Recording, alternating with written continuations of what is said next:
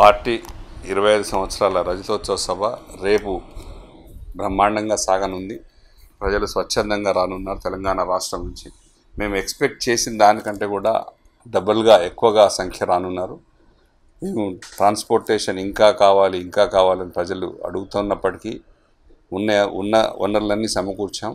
ప్రజలు స్వచ్ఛందంగా కూడా వాళ్ళకు దొరికిన వెహికల్ తీసుకొని, బైక్ దొరికితే బైకు, కారు దొరికితే కారు, డీసీఎంలు, లారీలు, బస్సులు ఏది దొరికితే అది ఖమ్మం దూర ప్రాంతాల నుంచి వరంగల్ దాకా ట్రైన్లో కూడా వచ్చి అక్కడి నుంచి చిన్న సౌకర్యాలతో రావడానికి కూడా కార్యకర్తలు, మహిళలు, సోదరులు అందరూ, రైతులు స్వచ్ఛందంగా తరలిరానున్నటువంటి ప్రోగ్రాం ఖచ్చితంగా బ్రహ్మాండంగా సక్సెస్ అవ్వబోతున్నటువంటి రేపటి ప్రోగ్రాం కోసం ప్రజలంతా చూస్తున్నారు. ఈ ప్రోగ్రాం తెలంగాణ రాష్ట్రంలోనే కాకుండా పక్క రాష్ట్రాలన్నింటిలోనూ ప్రజలు వెయిట్ చేస్తున్నారు. మాకు పరిచయం ఉన్నటువంటి ఎంపీలందరూ, సహచర ఎంపీలందరూ కూడా ఆలోచిస్తున్నారు ఏం జరుగుతుంది తెలంగాణలో, ఎందుకు ఇంత ప్రజలు ఆగ్రహంగా ఉన్నారు అనేది.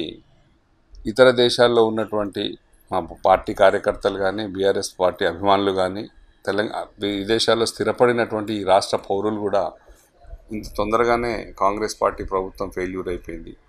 తెలంగాణలో ఉన్నటువంటి రైతులు, విద్యార్థులు, మహిళలు, ఆటో కార్మికులు కానీ ప్రతి ఒక్కరూ తీవ్ర నిర్వేదంతో ఉన్నటువంటి ఈ రాష్ట్రంలో ప్రజల్ని రేపు కేసీఆర్ గారు ఒక మనోధైర్యం నింపనున్నారు.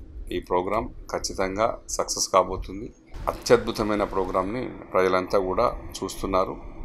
రేపు మధ్యాహ్నం తర్వాత 3 o'clockకి అందరూ సభాస్థలికి రావాలని చెప్పి మనస్ఫూర్తిగా కోరుకుంటూ, రేపు ఒక్కరోజు ఆ చుట్టూ పరిసర ప్రాంతాల్లో, వరంగల్, హసన్పర్తి ఆ చుట్టూ ప్రాంతాల్లో మీటింగ్ ప్లేస్ జరుగుతున్నటువంటి ఆ హుజూరాబాద్, సిద్దిపేట నియోజకవర్గాల రోడ్లలో ప్రయాణికులు, సహచరులందరూ కూడా అత్యవసరం లేకపోతే ఒకరోజు వాయిదా వేసుకోవాలని మనస్ఫూర్తిగా ప్రజలను కూడా కోరుకుంటున్నాను.